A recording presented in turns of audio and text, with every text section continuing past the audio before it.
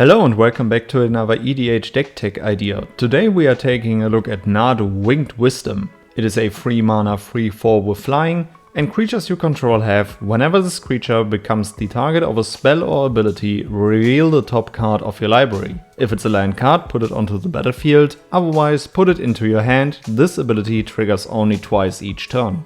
That means that all of our creatures can trigger this ability twice to generate a lot of value for us, and this is exactly how we are going to play him. We want to bring out Nadu as fast as possible and then cast cheap spells and move cheap equipments from one creature to another to generate a huge token army which we will overrun our opponents with. This means that we are going to play him as a Simic value landfall commander, and so we want to play cards like Spring-Heart Nantuku, a 2 mana 1/1 with bestow 2 mana, which means that you can cast this spell as an enchantment spell targeting a creature of yours, so enchanted creature would get +1/+1. It also has a landfall mechanic, so whenever land enters the battlefield under your control, you may pay 2 mana if Spring-Heart Nantuku is attached to a creature you control. If you do, create a token that's a copy of that creature. This is already very powerful, but we don't really need this one, because if you didn't create a token this way, create a 1/1 green insect creature token, which is already enough for us to get our token creation going. We also play Avenger of Zendikar as a great endgame creature, which is a 7 mana 5/5, and when it enters the battlefield, create a 0/1 green plant creature token for each land you control. It is definitely worth mentioning that the card that is revealed with Nadu comes into play untapped if it's a land card, so he also ramps us really quickly. Avenger of Zendikar also has a landfall mechanic. Whenever a land enters the battlefield under your control, you may put a +1/+1 counter on each plant creature you control. We also play Skewed Swarm, a 3 mana 1/1, and whenever land enters the battlefield under your control, create a 1/1 green insect creature token, and if you control 6 or more lands, which will happen quite quick in this deck, create a token that's a copy of Skewed Swarm instead. We also play Rampaging Baloths, a 6 mana 6/6 with trample, and whenever a land enters the battlefield under your control, you may create a 4/4 green beast creature token. We also play Tatyova, Benthic Druid, a 5 mana 3/3, and whenever a land enters the battlefield under your control, you gain 1 life and draw a card.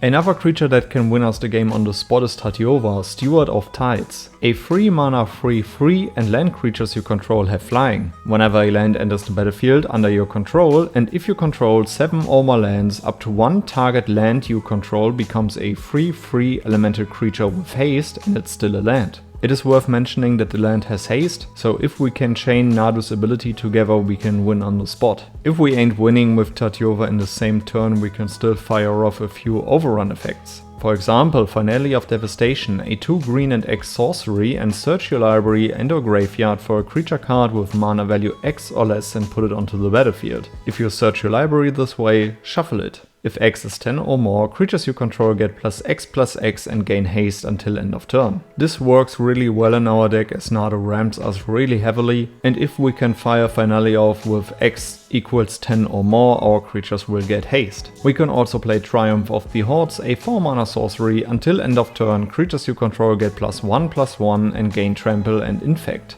Overrun is also enough in this deck, a 5 mana sorcery. Creatures you control get +3/+3 and gain trample until end of turn. And now let's talk about the cards that definitely break Nadu. Starting off with Shuko, a 1 mana artifact equipment, and equipped creature gets +1/+0, and the relevant thing about this card is that you can equip it for 0 mana. This means that you can move this card from creature to creature without paying any resources to trigger Nadu for free, and if you have a landfall creature on the battlefield that creates even more tokens, you can basically go through your whole deck. You need to find this card, no problem. You play Trinket Mage, a 3 mana 2/2, and when it enters the battlefield, you may search your library for an artifact card with converted mana cost 1 or less, reveal it, put it into your hand, and then you shuffle your library. You can do the same thing with Lightning Greaves, a 2 mana artifact equipment, and equipped creature has haste and shroud, and you can equip it for 0 mana. You need to find this one, no problem. You play Tribute Mage, a 3 mana 2/2, and when it enters the battlefield, you may search your library for an artifact card with with converted mana cost 2, reveal that card, put it into your hand and then you shuffle your library.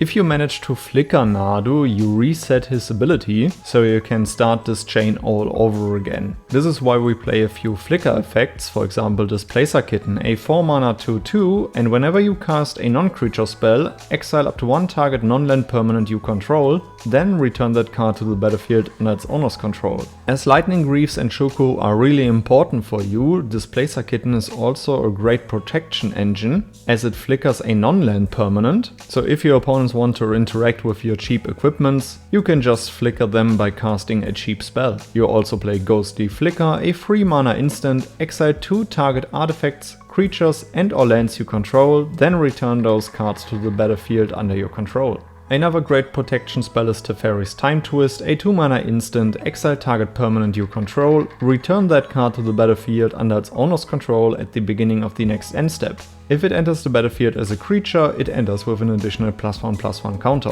Another great card is Essence Flux, a 1 mana instant, exile target creature you control, then return that card to the battlefield under its owner's control. If it's a spirit, put a +1/+1 counter on it. Of course, you also play March of Swirling Mist, a 1 blue and X instant, and as an additional cost to cast a spell, you may exile any number of blue cards from your hand. This spell costs 2 less to cast for each card exiled this way, and up to X target creatures face out. And while you still want to protect either Nadu or your cheap equipments, you also play Tamio's Safekeeping, a 1 mana green instant, target permanent you control gains hexproof and indestructible until end of turn, and you gain 2 life. Tamio's Safekeeping cares about permanence, so you can also protect your equipments. You want to win more? You get it. You play Shifting Woodland, a land which enters the battlefield tapped unless you control a forest. You can tap it for 1 green mana, but the relevant thing is its Delirium ability. For 4 mana, Shifting Woodlands becomes a copy of target permanent card in your graveyard until end of turn.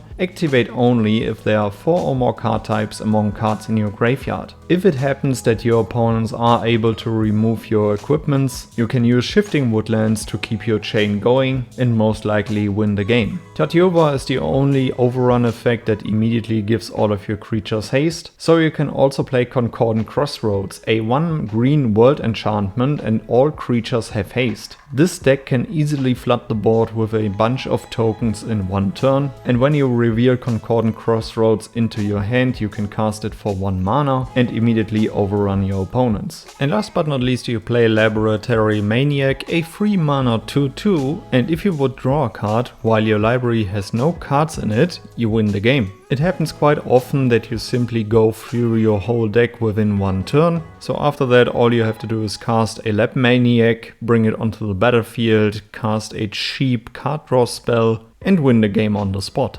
Alright guys, these were a few cards that I would play in Nadu, Winged Wisdom. Let me know down in the comments below which cards you would add to the deck, which legendary creature I shall feature next, and then I would say see you in the next one. Goodbye guys.